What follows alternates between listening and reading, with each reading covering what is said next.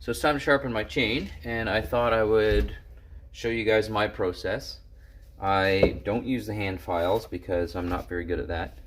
I find with the hand files I'm pretty good in the one direction, and then when it comes time to switch around the other direction, I just can't get it the same. And when it doesn't get this, when you don't sharpen it the same, the teeth end up a little bit off, and then the saw starts cutting crooked. So what I do is I go the dremel method. I've got these diamond bits here. These are easy do bits. I get them on Amazon or AliExpress in packs of 20 or whatever. And they do a pretty good job, and you can get pretty precise with them and a nice sharp chain, and I find it's faster too. So here we go. So the first thing I do with this chain, at least, this is a skip tooth, so it has a section here that's kind of the in-between, not enough for an extra tooth, but it's wider than the rest of them. So this is where I start on this saw. If you don't have this on your saw, then just get a marker. That's what I usually do. I just mark the top of the tooth, and then that was the tooth you started with. So you're just gonna mark. I don't know if you can see here. Let me get you in real close. Where is it? Oh, there we go. So you can see on the top of the tooth there's a line right there, and that's the angle you're going to try to match. So here we go. So the other thing I do is this is spinning this way, so I think it's better to do it in that direction. I think you get a sharper edge that way rather than turning against the tooth. There's some differing opinions on that, but that's the way I do it.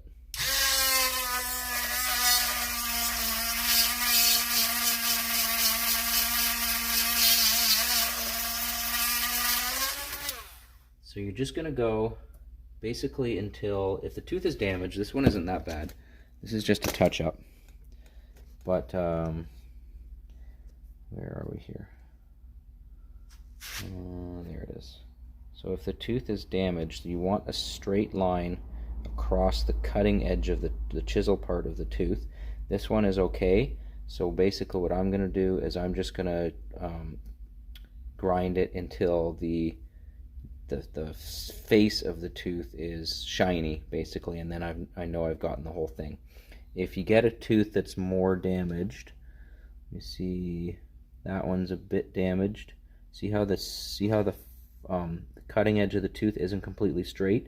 You're going to grind that back until you get a nice straight cutting edge. So that one's done. We'll just slide this back and go on to the next one.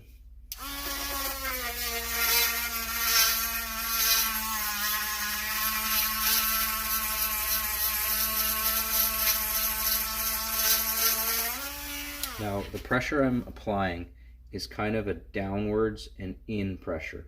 So I'm not going straight back because that will end up taking too much of the top part of the tooth off. You need a good C. The tooth should be shaped like a C. So you need to make sure you're pressing down as well as in when you're grinding.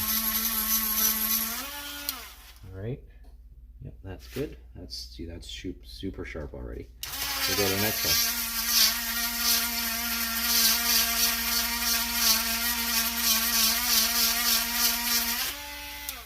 Okay.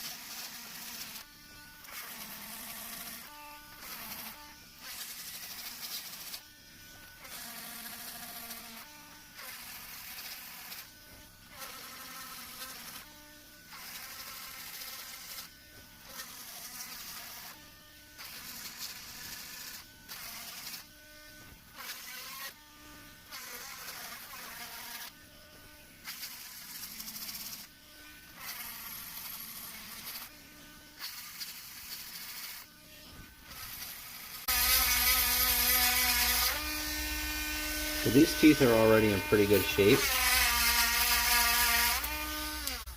And that's because I sharpen these, I keep these sharp. I probably touch these teeth up probably every second cord of firewood. I'm cutting ash too, which is really hard on teeth, so you have to do it a little more frequently.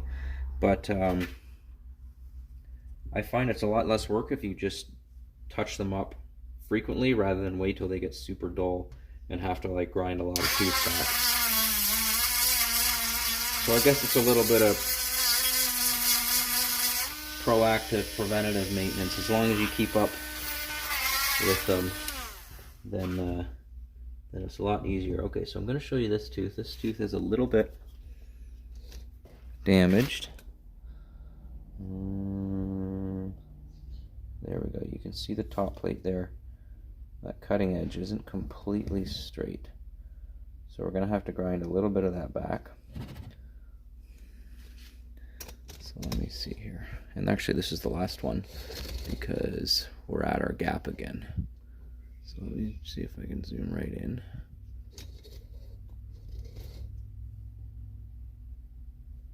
Okay.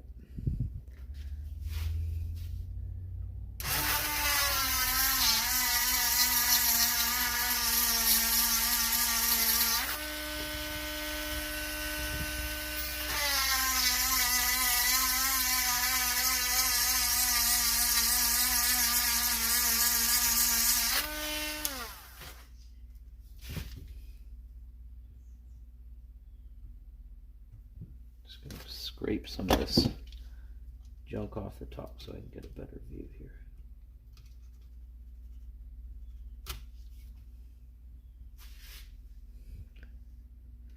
Starting to look a little better. It's this one.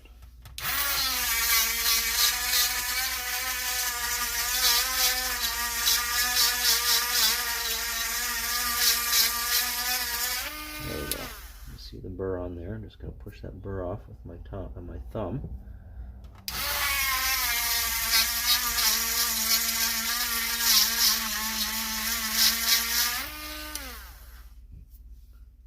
It's looking a little better. It's still got a little bit of a chip in it, but we're going to call that good.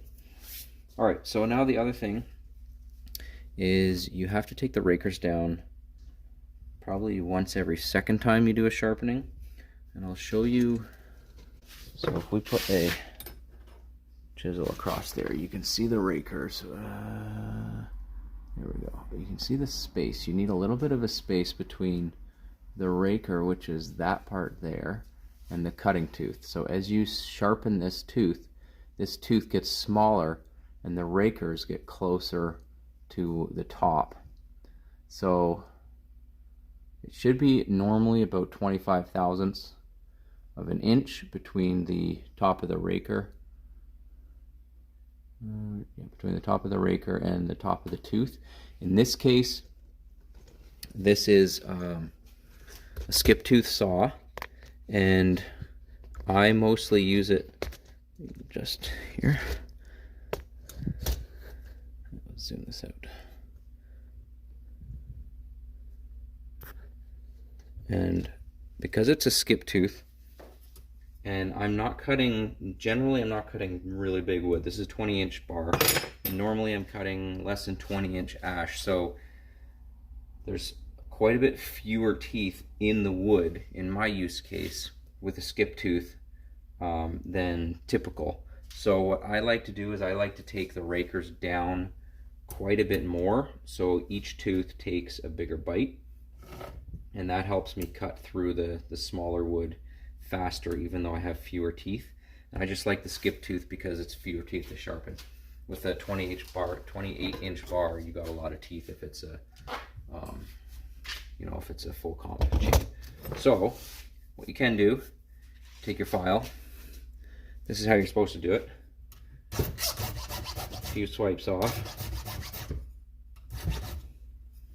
and then on to the next one. However, I'm lazy, so I like to take my grinding wheel. I'm going to find some safety goggles here. Find my safety goggles. There they are. Alright, starting on our gap again. Just take my dremel and basically just go along the teeth. Just ever so slightly. I mean, you don't need to take a whole lot off.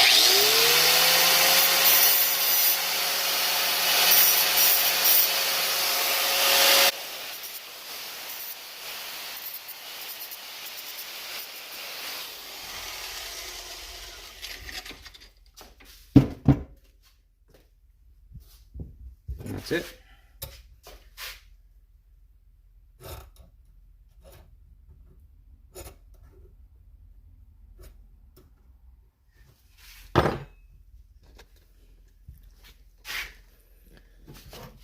I'll just show you here. There they are. Rakers are down. That's more than 25 thou, but I like a big bite.